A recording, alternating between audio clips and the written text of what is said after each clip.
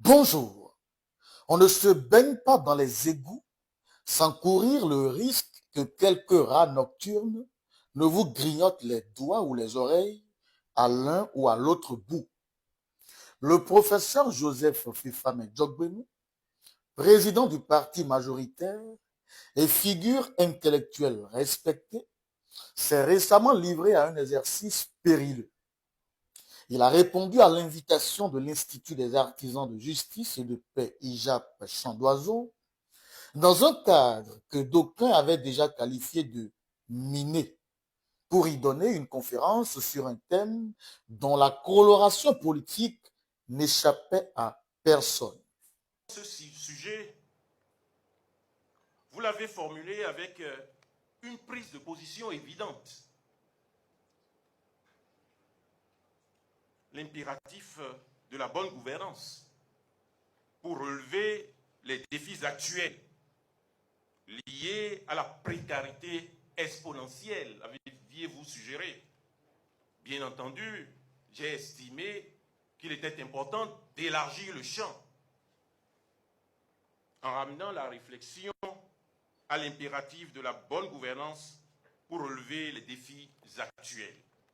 En formulant ainsi ce sujet de manière aussi partisane, une prise de position qui peut le contester. L'invité Joseph Djogbeni avait déjà constaté, avant même la conférence, que le thème choisi trahissait la partisanerie de ses hôtes. Pourtant, il s'était arrangé pour y être. La conférence s'ouvre. L'ouverture prononcée par le père Aguenounon sera marquée par une introduction presque à charge dans un ton politico-religieux. Une introduction qui ne tardera pas à susciter sur les lieux mêmes les réactions de l'ancien ministre Théophile Yarou et du juriste docteur Jacques-Richard Kodjo. Nous remarquons une montée de l'intolérance. Et ça, c'est le rôle de l'Église. Et si nous, dirigeants, et sachant que vous êtes, nos interventions, nos conférences ne sont pas dirigées vers l'apaisement, mais plutôt vers des thèmes évocateurs ou équivoques, ça pourrait encourager ceux qui tiennent ce genre de discours de haine. Alors le père Aguenounon a fait une belle introduction. Je voudrais le remercier pour ça.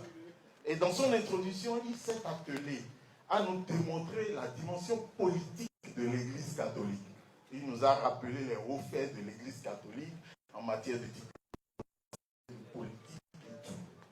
Je voudrais me permettre d'inférer deux conclusions à partir de cette introduction. Ça veut dire que le père Éric Aguenounon accepte que l'Église catholique se jette dans l'arène politique. Ça veut dire que le père Éric Aguenounon a proclamé ici que l'Église catholique devient désormais comme un parti politique qui peut être assujetti à toutes les critiques et à toutes les attaques politiques, puisqu'il s'est évertué à nous démontrer que l'Église a un côté politique. L'Église a tenté de baptiser cette conférence « Rupture du silence de Djogbeni », ce que ce dernier a fini par accepter. Et pourtant, ce n'est pas faute d'avoir eu d'autres occasions pour s'exprimer sur les sujets sensibles. Le président Joseph Djogbeni a mené deux tournées politiques nationales. L'une pour accompagner le gouvernement dans la reddition des comptes, où ses propos sur les volailles ont été sortis de leur contexte et manipulés.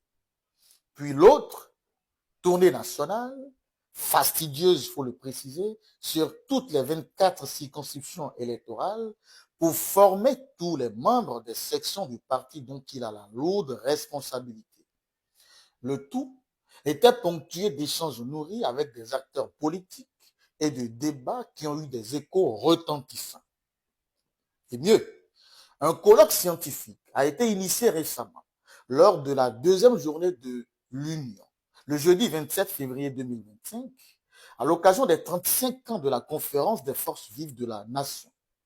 Le discours inaugural et magistral du président Joseph Djogbenou avait fait suite à des débats de fond sur le système partisan et l'état de droit. Mais cela n'a visiblement pas suffi aux organisateurs de l'IJAP, pour qui la vraie parole de Joseph Djogbenou ne pouvait être dite que dans leur enceinte. Pourquoi donc avoir accepté ce rendez-vous? Qui espérait-il aller convaincre et à quel moment? Quelle stratégie de communication a pu le conduire à s'exposer à ce jeu de débrouille dans une salle surchauffée? Était-ce par goût du risque ou par pression d'un entourage convaincu qu'il fallait rompre ce fameux silence? Si tel était l'objectif, alors ce serait un goût de trop qui s'est retourné en gros coup.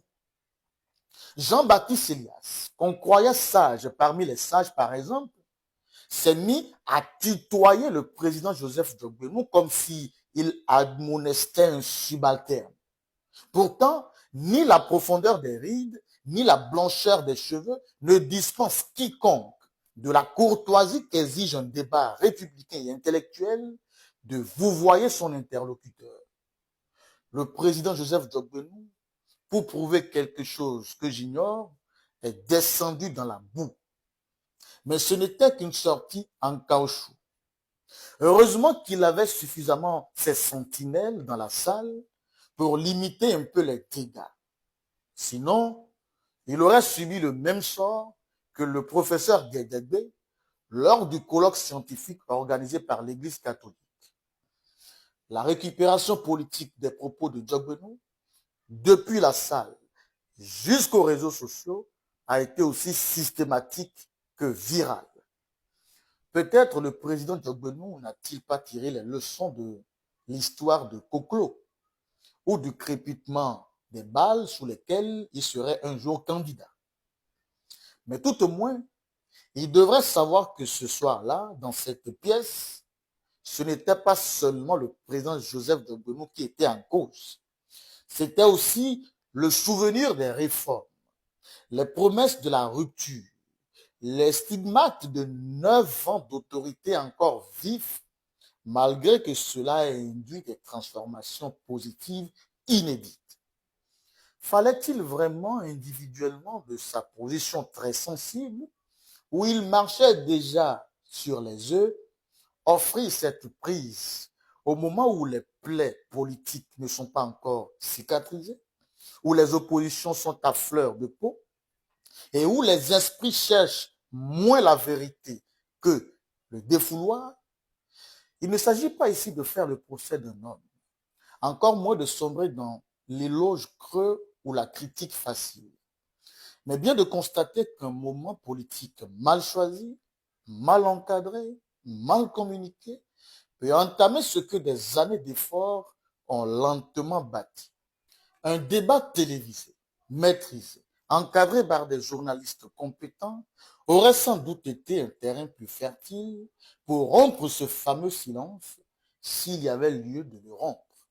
Car au fond, ce que cette conférence a révélé, c'est la complexité d'un moment politique où chaque mot pèse, où chaque silence sonne, où chaque présence devient un message. Djogbenou est un homme d'exception, d'une culture et d'une éducation fascinante. Mais parfois, même l'exception peut trébucher dans l'excès. Sauf que lui, président Joseph Ifane Djogbenou, aura eu le mérite, ce soir-là, d'avoir été très brillant et de continuer de l'être jusqu'au bout, même s'il a ça et là, à cette conférence, donné de l'eau au moulin de ceux qui veulent sa peau. C'était votre chronique contre jour. Merci pour l'attention. À demain.